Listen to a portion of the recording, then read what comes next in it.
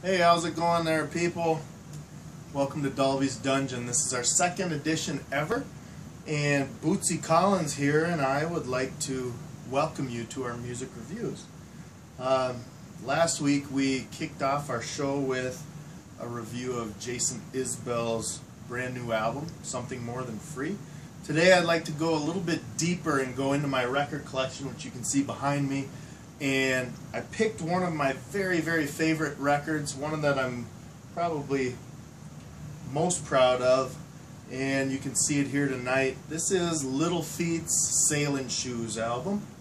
And if you don't know Little Feat, don't feel bad. I didn't know them until just a couple of years ago, and I was kind of just stumbled upon them and fell in love. And now I'm a classic rock guru. I know a lot about classic rock. I knew nothing about Little Feat, believe it or not, and I just kind of popped across them and fell in love instantly. Sailin' Shoes is their second album. This came out in 1972, and led by Lowell George, guitar player, singer, actually a wonderful guitar player and singer. He has lots of great stuff, and Sailin' Shoes, I picked this album because it's my favorite Little Feat album. They have lots of great stuff in the mid-70s. Now, Little Feat, if you don't know them, is what I would consider a musician's band, or the band's band, which means that musicians love them. People don't necessarily, they didn't get the commercial recognition that maybe they deserve. Jimmy Page from Led Zeppelin said in 1975, Little Feat is my favorite American rock band, and that's coming from pretty prestigious company. The album Sailin' Shoes, like I said, is my favorite. The artwork alone, you can see, designed by an artist named Neon Park. The first album that Neon Park did for Little Feat, he did the last 3 or 4 albums of theirs, did a few different ones. In terms of music, the album actually grabbed me right away with the acoustic melodic songs that it has. The song Willin', written by Lowell George, was released on their very first album, but re-released on Sailin' Shoes with a much more produced feel to it. Willin' has been covered by many, many different bands, and was kind of their one big song, I would say, that lives on today.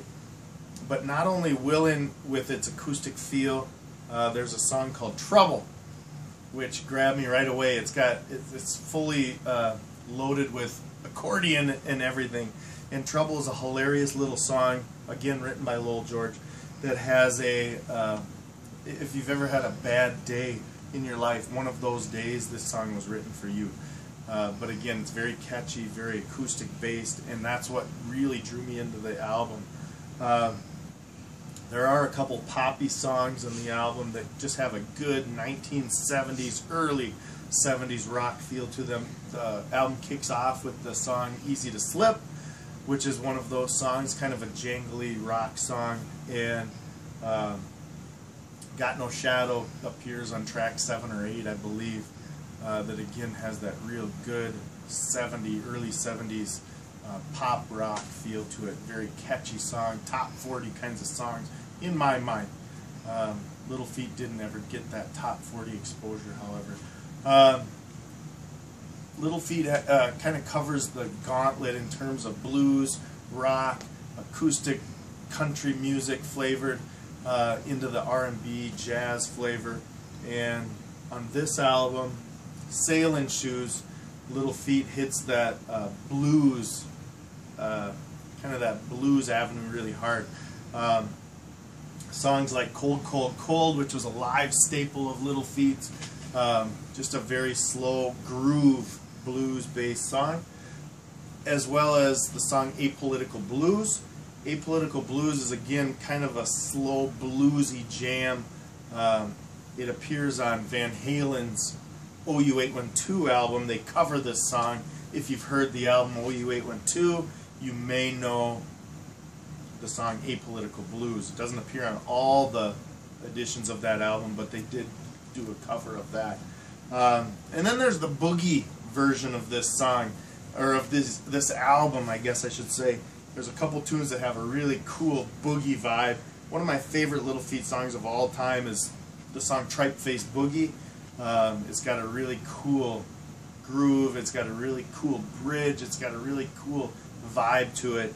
That song, and then the song Teenage Nervous Breakdown is probably the most upbeat, jam-oriented song, I guess, on the album.